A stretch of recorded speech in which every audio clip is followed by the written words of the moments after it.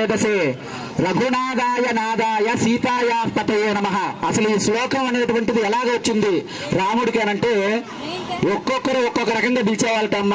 రాముడిని శ్రీరామచంద్రుడిని ఒక్కొక్కరు ఒక్కొక్క రకంగా పిలిచేవాళ్ళు.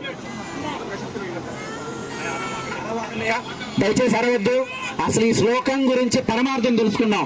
రామాయ రామభద్రాయ రామచంద్రాయ వేదసే రఘునాథాయ నాదాయ సీతాయ పతయే నమః అంటే ఒక్కొక్కరు ఒక రకంగా పిలిచేవాళ్ళమ్మా.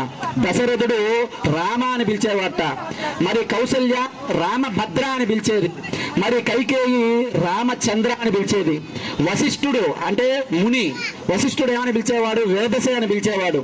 ఋషులందరూ కూడా రఘునాథ అని పిలిచేవాళ్ళు. మరి సీతమ్మ నాద అని పిలిచేది.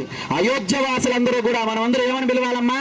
సీతాపతి అని పిలవాలి. మనం అయోధ్య వాసులం కాకపోయినా కురుమెర్ల వాసులం కాబట్టి సీతాపతి అని పిలవాలి.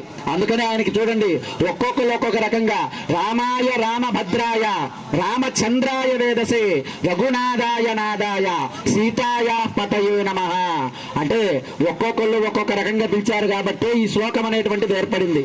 అందరూ కూడా చక్కగా స్వామివారి కళ్యాణానికి విచ్చేశారు కదమ్మా. మాట్లాడకుండా ఇక్కడ జరిగేటువంటి కైంకర్యాన్నంతా కూడా మన దివ్య కన్నులతో చూసాం, కళ్యాణాన్నంతా కూడా.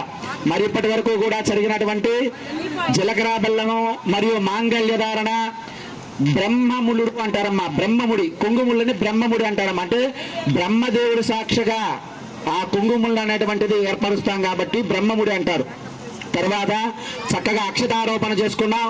ఇప్పుడు మన గ్రామం నుంచి కళ్యాణ మహోత్సవంలో రాముల వారికి వస్త్రాలు, సీతమ్మ తల్లికి వస్త్రాలు అనేటువంటిది ఏర్పాటు చేస్తున్నారు.